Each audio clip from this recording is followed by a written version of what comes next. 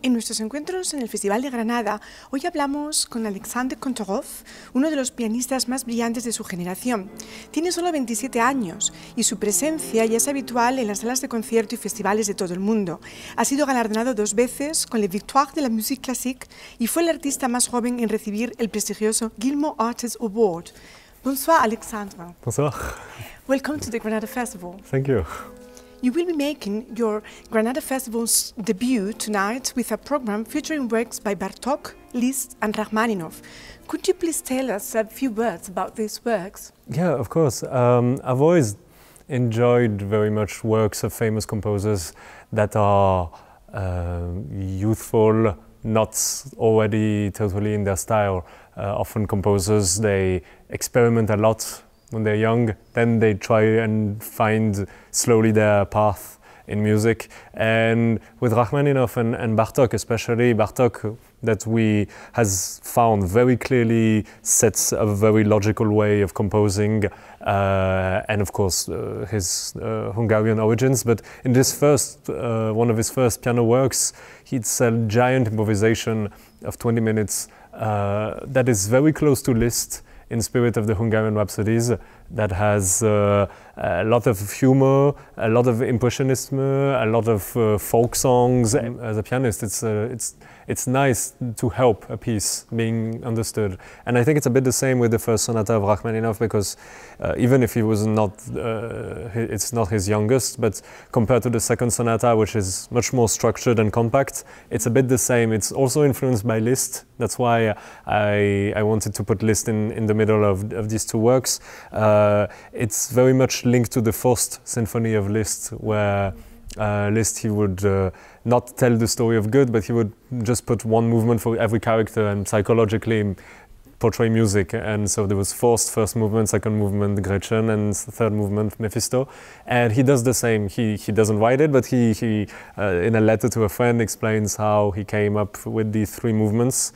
And you see how close they are linked together, because normally movements are separated in music. And here, Marguerite and Faust, they are opposites in the theme. They have the same theme, but it's just on an opposite side. And Mephisto, he destroys everything around him, so he mocks and he uses all of these their themes to put them together and to create a tragedy out of it. And it's very clear out of the motives what happens, and that's why I love it, even if it's huge. Great. Yeah. And in 2019, you became the first French pianist to win the gold medal at the Tchaikovsky competition, where you also won the Grand Prix. How has your career changed from that moment? Well, it was, I imagine, a sort of passage to adulthood, I guess. It was a big change on an immediate level from the next day. I would say there was a change. It was suddenly questions about what are you going to play in 2 years, questions with people to meet. Already I didn't even have time to go back home, because they had booked concerts for the prize winners of the competition, even without knowing the names, but they had booked it, so we would just like stay on tour and slowly go back to Europe. So there was a big change.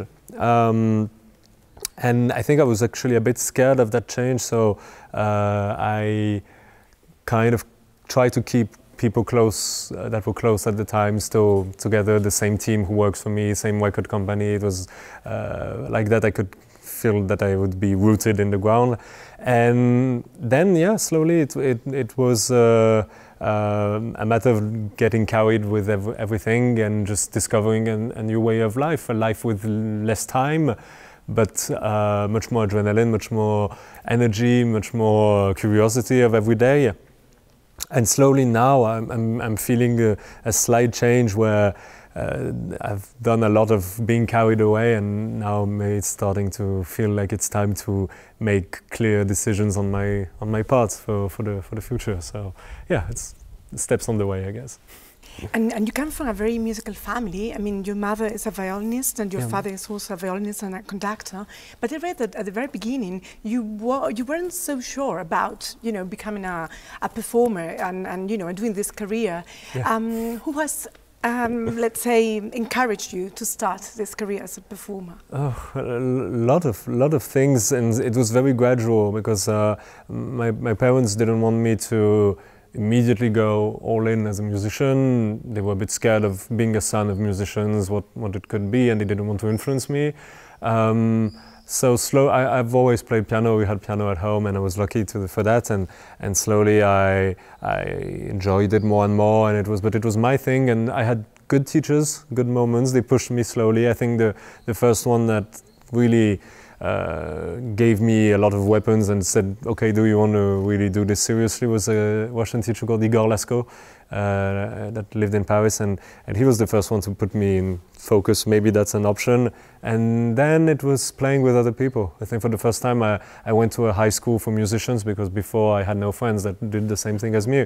And then slowly meeting all these people who even if they didn't do music after that as a career, they all had music and classical music in their life. So chamber music, playing with the orchestra, high school, all of that made a balance. And slowly at the end of the high school, I sort of said, okay, let's go for it. And then just there's the moment where you have to put a leap of faith and accept that no turning back. And then, yeah, it's I think how it happened. And just a question to conclude. What's like playing with your father, actually? I mean, how different is making music with him rather than with other chamber music's partner, let's say? Well, from just a baby, I heard his music. I heard his way of doing it. I heard him talk about music, and so in my sort of foundations of who am I as a musician, there's a part of me that's him, and so it's. Like that is a sort of sacred bond that makes it easy to communicate. We don't need to talk a lot about music. We enjoy being at home, and when I'm there, we just play music, and he often listens or conducts or tries to think, and we did that a lot when he was playing violin.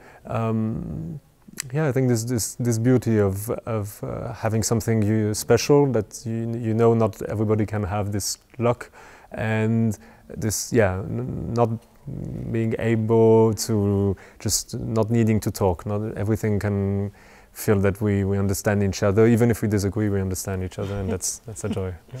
Excellent. Merci beaucoup. Merci à vous. Thank you so much for your time, and toi toi toi.